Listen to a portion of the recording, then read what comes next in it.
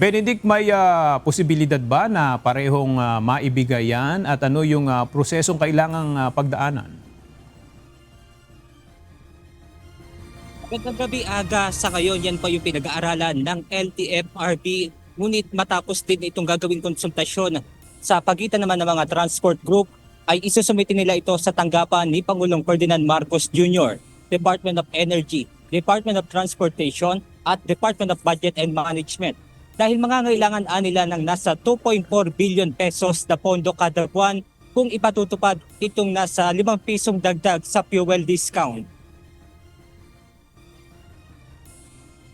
So naghihintay tayo na sana sa lalong madaling panahon magkaroon na ng hearing at mag-grant na itong petition natin upang mapakinabangan ng direkta ng mga driver at hindi na kami naghihintay pa. Nakabinbin pa rin at hindi pa naipatutupad ng Land Transportation Franchising and Regulatory Board o LTFRB ang pisong dagdag pasahe sa jeep. Ito'y matapos suspindihin ni Pangulong Ferdinand Marcos Jr. ang implementasyon nito noong Marso, kapalit ng pagbibigay ng mga ayuda sa transport sector. Kamakailan, bumaba ang presyo ng krudo sa pandaigdigang merkado dahil na rin sa bahagyang paghupa ng gulo sa Middle East. Ngunit ngayong sumiklab na naman ang giyera sa pagitan ng Iran at Estados Unidos, unti-unti na naman itong nagmamahal. Sa ngayon ay mahigit 80 pesos na naman ang presyo ng kada litro ng diesel. Kaya naman ang jeepney driver na si Hilario Macasanhig Jr., halos mahigit 100 piso rin ang nawawalang kita kada araw. Makatutulong sana sa kanya ang pangakong muling pagbibigay ng fuel subsidy. Ngunit wala umano ang kanyang pangalan sa listahan ng mga recipient nito. Yung subsidy po, nagtaka lang po ako na inis kanila na wala daw po akong, hindi nakapangalan yung plaka ko ron. Samantala nakarehistro naman ako. Sabi ko, bakit ganon? Yung samantala yung ibang mga kasamahan ko, nakaka-discount sila. Kaya naman sa pangalawang araw ng tigil pasada ng grupong Manibela, muli nilang ipinananawagan sa pamahalaan na pareho sanang maipagkaloob sa mga driver ng pampublikong sasakyan ang panukalang gawing 15 pesos per liter ang ibibigay na fuel discount at dagdag na 2 pesos sa pamasahe. Pero sana pagsabayin na yung fare increase at saka yung discount kasi po kung titignan natin ngayon nasa mahigit 50% na ang tinaas nitong mga produktong petrolyo. Pero wala pa tayong nakukuhang direktang solusyon na pangmatagalan na hindi na kami kailangan pang magprotesta, hindi na kami kailangan pang maabala sa pamamasada at hindi na maperwisyo yung ating mga mananakay.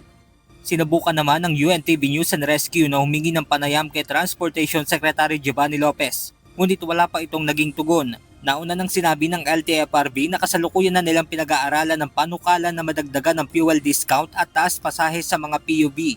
Kasabay nito ay magsasagawa na rin ng konsultasyon ng LTFRB sa mga transport group para sa naturang panukala bago nila ito isumite sa DOTR sa susunod na linggo.